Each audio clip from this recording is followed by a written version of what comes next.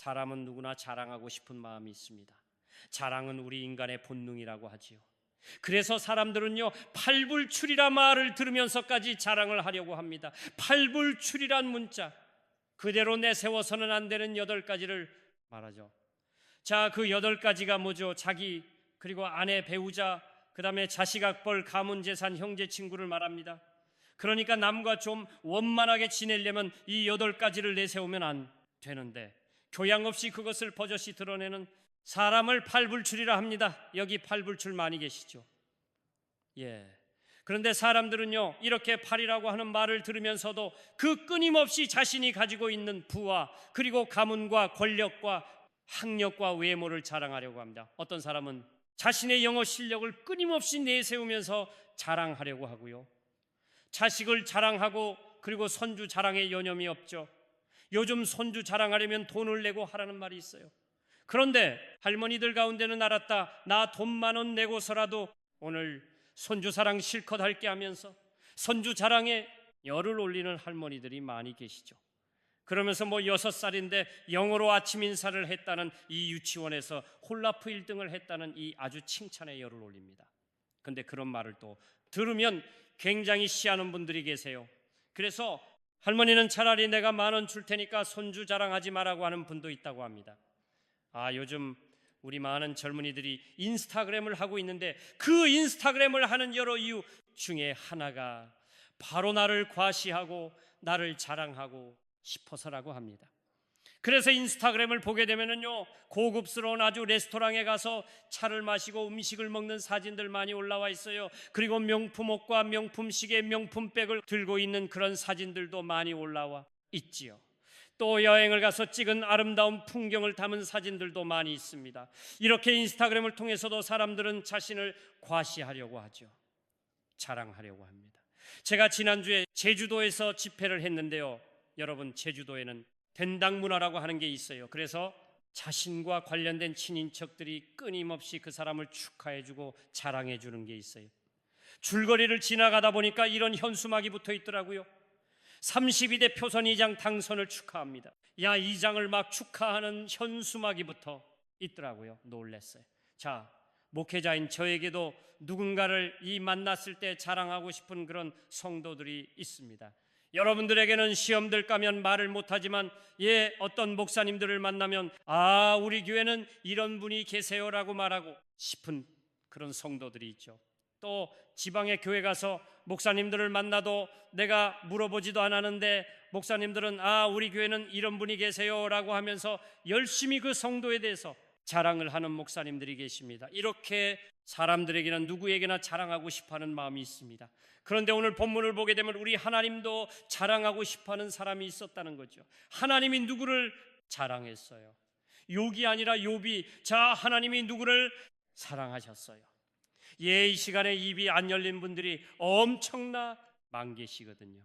내가 오랜만에 여러분을 만나서 그런지 좀 낯서네요. 욥을 잘 알겠죠? 우리 3절에 8절의 말씀을 읽겠습니다. 다 같이. 여호와께서 사에게 이시 내가 내 종을 주의하여 보았느냐? 그와 같이 온전하고 정직하여 하나님을 경외하며 악에서 떠난 자는 세상에 없느니라. 그런데 하나님이요, 누구에게 지금을 자랑하고 있어요? 사탄에게 자랑하고 있어요. 여러분, 욥기서 읽어보게 되면요, 우리가 이해할 수 없는 천상의 장면들이 나와요. 6절을 보게 되면 하는 하나의 곧 천사들이요 앞에 섰고 사탄도 그들 가운데 와 있다라고 말하죠. 그때 하나님께서 사탄에게 내가 어디서 왔느냐고 묻습니다. 그러자 사탄이 이렇게 대답을 했어요. 우리 한번 같이 읽어볼까요? 땅을 두루 돌아 여기저기 다녀왔나이다. 여러분, 땅을 두루 돌아 여기저기 다녀왔다고 하는 이 말은요, 무엇을 의미하는가 하면 사탄이 삼킬 자를 찾기 위해서 굉장히 분주하게 돌아다니는 자임을 알 수가 있어요. 그래서 사도 베드로는 베드로전서 5장 8절에서 이렇게 말을 하고 있어요. 다 같이요. 근신하라, 깨어라. 너희 대장 마귀가 오는 사자같이 두루다니며 삼킬 자를 찾나니. 그러니까 여러분, 마귀는 굉장히 부지런한 놈이죠. 가만히 있지를 못해요. 그래서 도적질하고 죽이고 멸망시키는 일을 하기 위해서, 자신의 밥을 찾기 위해서 끊임없이 여기저기 땅을 두어 돌아다닌다고 말하죠. 또 땅을 두더라 여기저기 다녀왔다고 하는 이 말은 사탄도 한나 피조물에 불과하다는 사실을 말해줍니다. 여러분, 피조물의 특징이 뭔지 알아요? 피조물의 특성은 편지할 수 없다는 거예요. 근데 우리 하나님은 온 하늘과 땅에 충만하신 분이죠. 그런데 사한 피조물이기 때문에 이곳에 있으면서 동시에 미국 땅이 있을 수가 없어요. 그렇기 때문에 사탄은 어때요? 땅을 도라두루 돌아 여기저기 다녀왔다고 말하는 거죠. 이것은 뭘 말해요? 사도 한낱 피조물에 불과한 존재라고 하는 것이죠. 또 이 사이 하나님의 명령에 따라 움직이는 것을 보게 되면 우를 하는 사도하에 있는 존재다라고 하는 것을 우리에게 가르쳐 주고 있습니다. 그런데 8절을 보게 되면 하나님께서 다시 사탄에게 네가 내 종욕을 주의하여 보았느냐라고 물으십니다. 근데 여러분이 말씀을 묵상해 보면 하나님께서도 지금까지 계속해서 욥을 지켜보고 계셨다는 것을 전제로 하고 있습니다. 그러니까 하나님께서 계속해서 욥을 주시하면서 지켜보았어요. 그런 다음에 대하여 침이 마르도록 하나님이 칭찬하시고 자랑을 하십니다. 자, 우리 한번 8절의 말씀을 다시 한번 읽겠어요. 다 같이요. 그와 같이 온전하고 정직하여 하나님을 경외하며 악에서 떠난 자는 세상에 없느니라. 여러분, 하나님도 인격을 가지신 분이기 때문에 하나님도 자랑하고 싶은 마음이 있어요. 하나님이 자랑을 하고 있으면 앞에서 욥을 자랑을 하겠어요? 그러면 하나님이 자랑하였던 욥은 어떤 사람입니까? 왜 하나님은 욥을 이렇게 칭찬하시고 자랑을 하셨을까요? 첫 번째로 부여했지만 신앙의 인격을 갖춘 사람이었기 때문에 그렇습니다. 자, 1장 2절을 보게 되면은요, 아들 7과 딸 셋을 두었어요. 명예 자녀를 두었는데 여러분, 그 당시에는 명예자가 맞는 것은 축복의 상징이었습니다. 그리고 1장 3절을 보게 되면 굉장한 부자였어요. 자, 우리 3절의 말씀을 읽겠습니다. 다 같이 그의 소유물은 양이 7천 마리요, 낙타가 3천 마리요, 소가 5요, 암나귀가 500마리이며 정도만이 있었으니 예양이 몇 마리라고 7마리 집중을 들어주세요. 몇 마리예요? 7마리야. 7천 마리야. 그 다음에는 낙타가 몇 마리예요?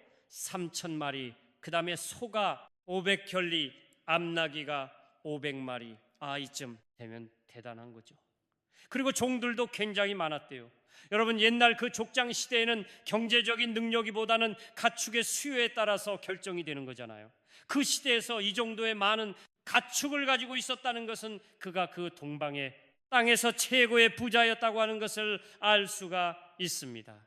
자, 그런데 이렇게 부유한 자고 종들을 많이 데리고 있는 사람이었음 불구하고 신앙의 인격을 갖춘 사람이었다는 것이죠. 그러면 어떤 신앙의 인격을 가지고 있었나요?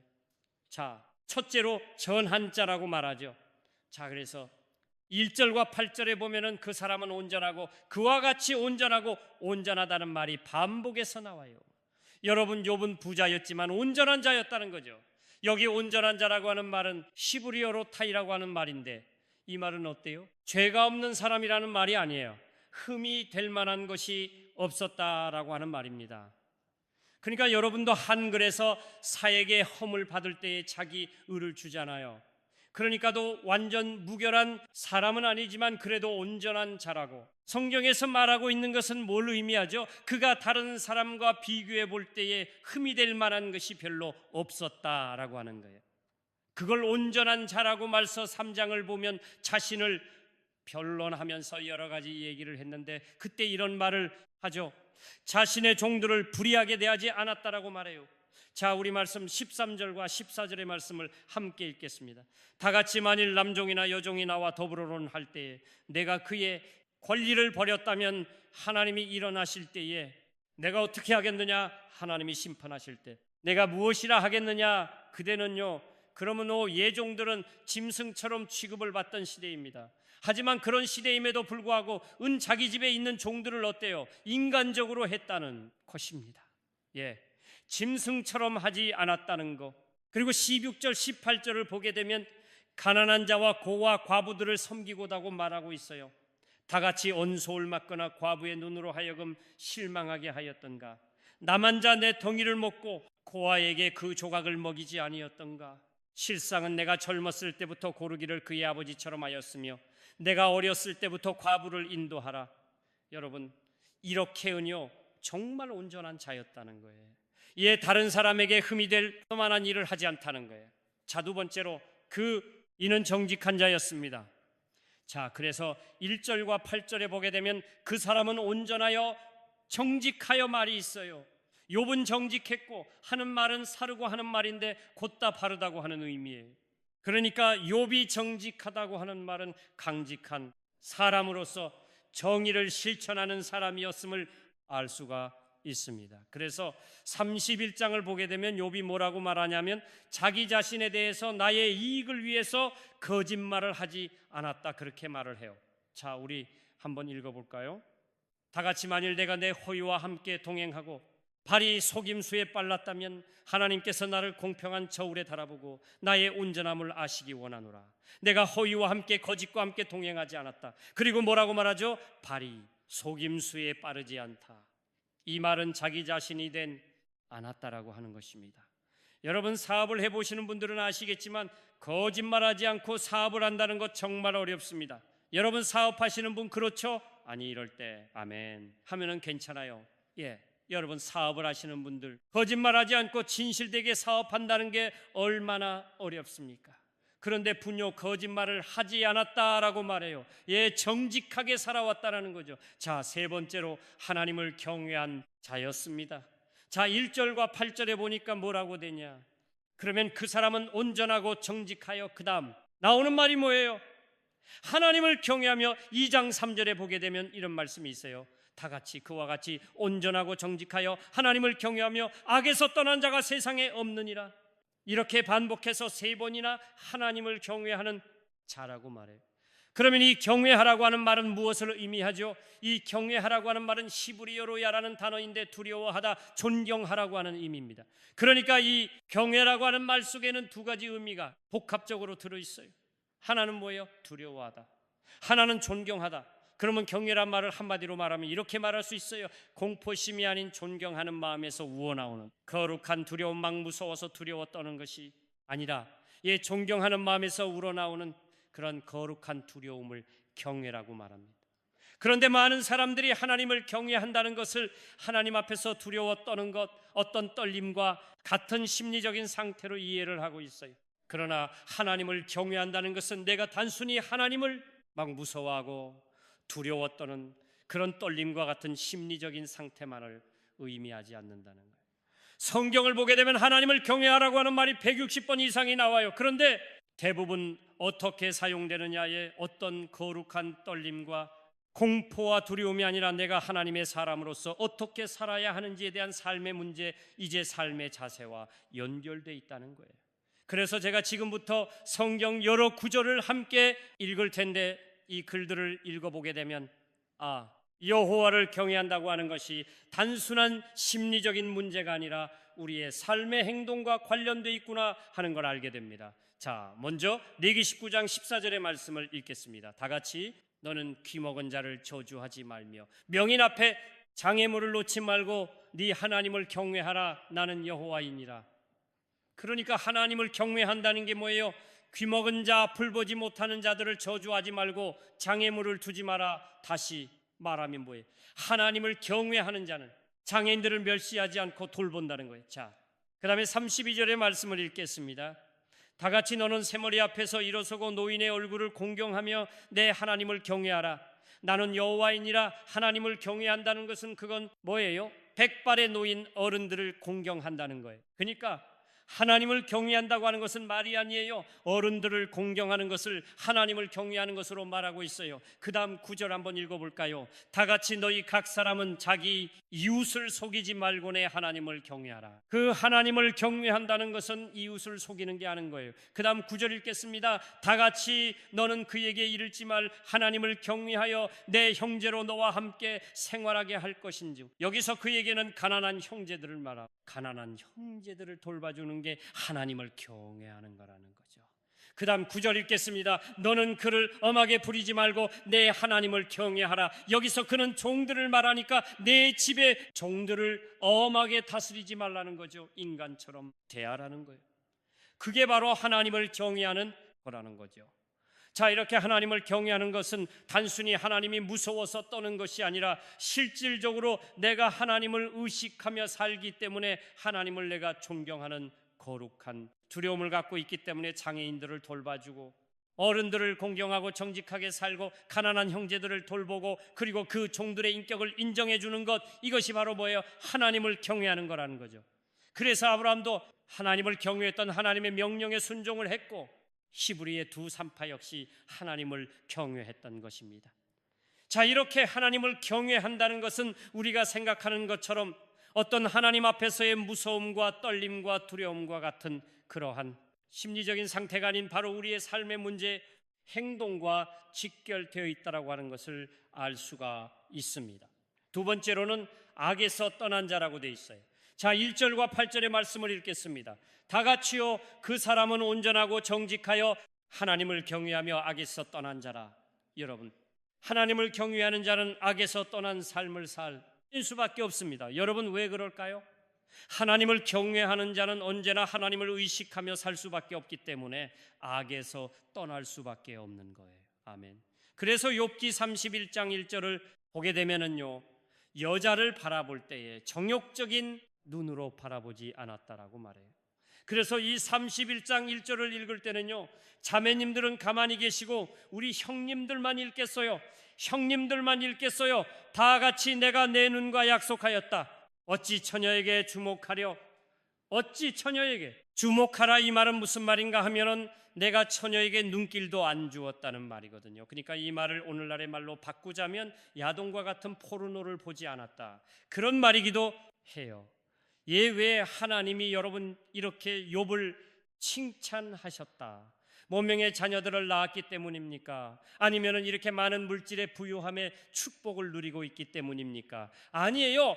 양님이 이렇게 인정하고 하나님 자랑하신 이유는 자녀가 많고 물질이 많기 때문이 아닙니다. 은요, 하나님을 알지 못하는 사람들이 살고 있는 동방의 우수라 하는 땅에서 살았습니다. 그러니까 하나님을 알지 못하는 사람들의 틈바구니 속에서도, 그리고 당대의 최고 부자였는데 불구하고 그런 온전하고 정직하고 하나님을 경외하며 악에서 떠난 자로 살았기 때문입니다. 아멘. 여러분, 욥은 부자로서 부러울 것이 없는 그런 삶을 살았어요. 그런데 그럼에도 불구하고 경건한 자로 살았다는 거죠. 온전히 하나님을 의지하고 하나님을 경외하며 악에서 떠난 자로 살았습니다. 사실 여러분, 부자로서 살면서 믿음을 지키며 하나님을 경외하는 자로 산다는 것은 쉽지 않은 일이죠. 주변을 보게 되면요, 그래서 고난 가운데 넘어지는 사람보다는 부유하기 때문에 넘어지는 사람이 훨씬 많습니다. 제가 35년 목회하면서 보니까 고난 때문에 넘어진 사람은 많지 않아요. 그런데 자신의 생활의 부유함 때문에, 생활이 안정되기 때문에 하나님을 떠나고 여러분 실족한 사람들은 더 많습니다. 그래서 예수님도 이런 말씀을 하셨어요. 다 같이 낙타가 바늘로 들어가는 것이가 하나님 나라에 들어가는 것보다 쉬우리라.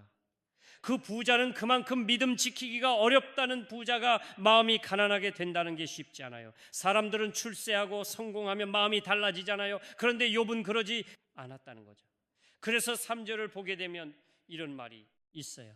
다 같이 이 사람은 동방 사람 중에 가장 훌륭한 자라. 여러분, 동방 사람 중에 가장 훌륭한 자라고 하는 말은 그 지역의 사람들에게, 그 동방시대 그 지역의 사람들에게 가장 존경받는 그런 명예로운 인물이었다는 거예요. 여러분, 이거 대단하죠. 이렇게 사람들과의 수평적인 관계, 사람들과의 관계인 수평적인 관계에서도 온전하고 정직했다고 해요. 그런데 수평적인 관계만이 아니라 수직적인 관계, 하나님과 나와의 관계 속에서도 하나님을 경외하고 악에서 떠난 자로 살아서 하나님께로부터 인정과 칭찬을 받았다는 것입니다. 여러분, 이게 참 중요합니다. 어떤 사람은요, 사람들과의 관계, 수평적인 관계는 너무 좋은데 이 수직적인 관계가 병들어 있는 사람들이 너무나 많아요. 또 어떤 사람은 하나님과의 관계는 좋은데 사람들과의 수평적인 관계가 많은 사람들이 있어요. 여러분, 그러잖아요. 딱 보니까 벌써 몇 사람 생각나죠? 우리가 그럴 때가 얼마나 많아요. 그런데 욥은 그러지 않았어요. 수평적인 관계도, 수직적인 관계도 참 신앙의 균형 잡힌 인격을 갖추고 있었던 그런 사람이었습니다. 그러니까 하나님이 사탄 앞에서 그와 같이 온전하고 정직하여 하나님을 경외하며 악에서 떠난 자는 세상에 없느니라, 이런 표현을 썼잖아요. 자, 두 번째로 하나님을 칭찬하고 자랑했던 또 하나 이유가 뭐냐면 가정에서의 제사장으로 살았기 때문에 그렇습니다. 그러는요, 자녀들의 경건에 대해서도 온 힘을 쏟았던 사람입니다. 사절을 보게 되면 아들들 중에 생일을 맞이하면 명예자들이요, 한 사람의 이탈도 없이 다 모여서 잔치를 베풀며 생일 잔치를 했어요. 출가한도 초청을 했어요. 그러니까 여러분, 10명의 자녀니까 거의 한 달에 한 번 걸로 모인 거 아니에요. 근데 이 명의 자녀들이 모인다는 게 쉽지 않습니다. 이것을 보게 되면 형제간에 굉장히 우애하고 서로 화목한 가정이었습니다. 알 수가 있지요. 그렇죠. 예. 그런데 4절을 그대 보게 되면은 이제 여운 자녀들이 생일 잔치가 끝나고 나면은 아침에 일어나서 자녀들의 명수대로 번제를 드렸다는 거예요. 자, 우리 5절의 말씀을 읽겠습니다. 다 같이 아침에 일어나서 그들의 명수대로 번제를 드렸으니 이런 욥이 말하기를 혹시 내 아들들이 죄를 범하여 마음으로 하나님을 욕되게 하지 않았을까 함이라. 자, 왜 이번 생일 잔치가 끝나면 아침에 일어나서 자녀들의 명수대로 번제를 드렸을까요? 그것은 내 자녀들이 생일 잔치하는 동안에 죄를 범하여 마음으로 하나님을 욕되게 하지 않았. 여러분, 잔치를 하다 보게 되면 흐트러질 수가 있잖아요. 음식도 먹게 되고 술도 마시게 되고, 그러면 부지불식간에 하나님을 원망한다. 여러분, 부지불식간에 하나님을 욕되게 하는 말을 할 수가 있단 말이죠. 예, 그래서 여호는 어떻게 했어요? 혹시 그들이 마음으로 하나님을 욕되게 하지 않았을까 해서 번제를 드렸다는 거죠. 자, 여러분, 이을 깨면은요, 자신만 순전하고 정직하며 하나님을 경외하며 악에서 떠난 자로 살지 않았습니다. 가정의 제사장으로서 내 자녀들이 경건하게 순결하게 살기를 원하더니요, 내 자녀들이 이 땅에서 부자로 살아가기보다는 믿음 안에서 살기를 원했고 서로 위하고 하며 살기를 했습니다. 자들이 세상에서 성보다는 정말 하나님 앞에서 순결하고 한 자로 살기를 했습니다. 그런데 여러분, 이런 아버지를 보신 적이 있나요? 내 자녀가 잘 되기를 바라고 성공하기를 바라는 부모는 많지만 이렇게 내 자식들이 하나님을 경외하며 경건한 자로 살기를 바라는 부모는 많지 않은 그런 은혜의 제사장들 심을다는 것. 여러분, 부모는 가정의 영적인 제사장입니다. 아멘 안 하신 분이 계시기 때문에 또 합니다. 여러분, 부모는 가정의 영적인 제사장입니다. 아멘. 그러므로 내 자녀들이 신앙적으로 하나님 앞에서 바르게 살아가도록 마땅히 행할 바를 가르쳐야 되고, 가르치는 것만이 중요한 것이 아니라 하나님의 사람은 어떻게 살아야 하는지 신으려, 그리고 우리의 자녀들이 이 악한 세상 속에서 순결하고 경한 자로 살아갈 수 있도록 기도를 해야 합니다. 아멘. 그런데 요즘에 보니까 신앙의 부모들이 가정에서 영적인 제사장이라는 사실을 망각하고 살아요. 오직 돈을 버는 일에만 해요. 오직 내 자에 성회합니다. 어떻게 하면 자가출가만 인하고 있다는 거예요. 가정의 영적인 제사장으로서 사명을 망각하고 있어요. 여러분이 믿음의 사람이고 가정의 신앙을 가진 사람이라면 여러분들은 가정의 영적인 제사장입니다. 아멘. 영적인 제사장의 사명을 감당해야 됩니다. 마땅히 행할 길을 가르치고 신앙의 본을 보이고 내 자녀들의 경건을 위하여 기도해야 합니다. 그래서 예수님도 십자가를 지고 고다오면서 울면서 따라오는 여인들을 향하여 이렇게 말씀하셨습니다. 다 같이 예루살렘의 딸들아, 나를 하여 울지 말고 너희와 너희 자녀를 위해서 울라이 말씀을 보게 되면 자녀를 위해서 기도하는 것이 얼마나 중요한지 모릅니다. 그러므로 여러분, 이제부터라도 내 자녀가 잘 되는 것 좋지요. 그렇지만 내 자녀의 잘됨과 성공만을서 기도하지 말고 와자이과를 위해서 혹시 내 자식이 내가 없을 때 내가 보지 않은 가운데서 술 먹고 술주장 부리면서 하나님을 욕되게 하지 않았을까, 이런 마음을 가지고 자녀들을 위해서 회개하고 자녀들의 경건을 위해서 기도하는 그런 영적인 부모가 되시기를 바랍니다. 아멘. 자, 마지막 세 번째로 하나님이 욥을 이렇게 인정하고 칭찬하고 자랑했던 이유는 그 신앙이 습관화되고 체질화되고 인격화 되었다는 거예요. 아멘. 5절 하반절에 보니까 이런 말이 있습니다. 욥의 행위가 항상 이러하였더라. 여기서 말하는 욥의 행위는 방금 생일 잔치날이 끝나면 내 자녀들이 죄를 범하여 혹시 마음으로 하나님 욕되게 하지 않았을까 해서 자녀의 수를 따라서 아침마다 번제를 드렸던 것을 말합니다. 이것을 보게 되면은요, 욥의 이런 경건 생활이 항상 이러하였다, 항상이 하였다고 하는 말은의 이런 경건 생활이 일생되었음을 말합니다. 그렇습니다. 이 신앙은 한순간 반짝하는 것으로 끝나지 않았습니다. 왜 그럴까요? 그의 신앙이, 그의 경건 생활이 습관화되고 체질화되고 인가되었기 때문입니다. 여러분, 세상은 변합니다. 우리가 사는 세상도 얼마나 빠르게 변한지 모릅니다. 하지만 신은 변지 않아요. 그이가 뭔지 알아요. 신생활이 습관화되어 있었기 때문입니다. 우리 주님도 습관을 따라서 기도하셨습니다. 그러므로 여러분, 습관이 너무 중요합니다. 거룩한 습관을 갖는 것, 그것이 곧 우리의 인격이 되기 때문이죠. 그래서 저의 이 사역이 뭐예요? DNA 미스터리인데, 이 DNA 미스터리에 아주 중요한 게 다니엘 프로젝트입니다. 이 다니엘 프로젝트가 뭐냐? 그러면 다니엘이 가지고 있는 거룩한 DNA 21일 동안의 학습과 훈련을 통해서 거룩한 생활 습관으로 바꾸어서 이 시대의 다니엘과 같은 사람으로 세우는 것입니다. 이것이 바로 저의 이기 사교예요. 예, 사랑하는 성도 여러분, 하나님은 욥을 칭찬하셨고 사탄 앞에서 자랑하셨습니다. 왜 하나님이 욥을 이렇게 칭찬하시고 자랑하셨을까요? 정리하겠습니다. 믿지 않는 자들의 틈바구니 속에 살면서도 당대의 최고 부자였으면 그는 온전하고 정직하고 하나님을 경외하며 악에서 떠난 자로 살았기 때문입니다. 아멘. 두 번째 이유가 뭐였어요? 가정의 영적인 제사장으로서 자녀들의 잘됨과 성공만을 추구하지 아니하고 자녀들의 경건을 위해서 생일지가 끝나면 아침에 자녀들의 명수대로 번제를 드렸기 때문입니다. 세 번째는 욥의 행사가 항상 이러하였다고 하는 말씀처럼 욥의 신앙이 습관화, 체질화, 인격화되었기 때문입니다. 우리 하나님은 오늘도 이렇게 욥을 자랑하고 싶어 했던 것처럼 하나님의 사람 한 사람을 자랑하고 싶어 하십니다. 아멘. 저는 오늘 이 말씀을 듣는 우리 모두가 욥과 같은 삶을 살아서 하나님이 자랑하고픈 사람, 하나님이 인정하고 칭찬하고 자랑하고 싶어하는 그런 하나님의 사람이 될 수 있기를 주님의 이름으로 축원합니다. 아멘.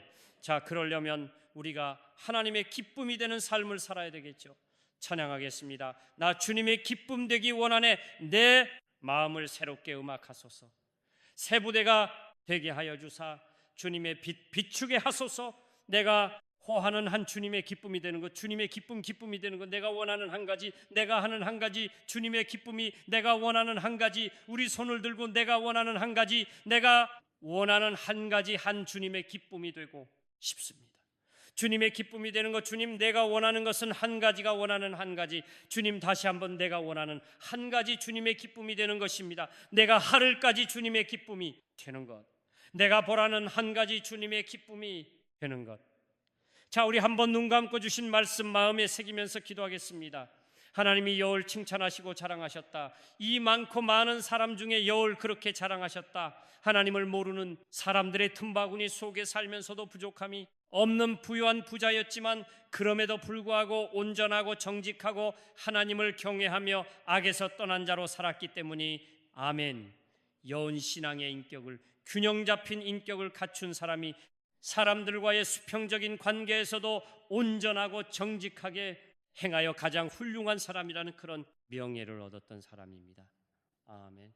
사람들과의 관계만이 아니라 과의 수계 속에서 하나님을 하고 악에서 또 하나님께로부터 인정 칭찬을 받던 사람입니다. 잡힌 인격을 갖춘 사람, 또 이 그렇게 인정과 칭찬을 받던 이는 가정의 제사장으로 사명을 충성스럽게 당했기 때문이라는 게 장마땅히 행할 바르게 가르쳐야 하고 신앙의 본을 보여야 되고 내 자녀의 거룩과 경건을 위해서 기도해야 됩니다.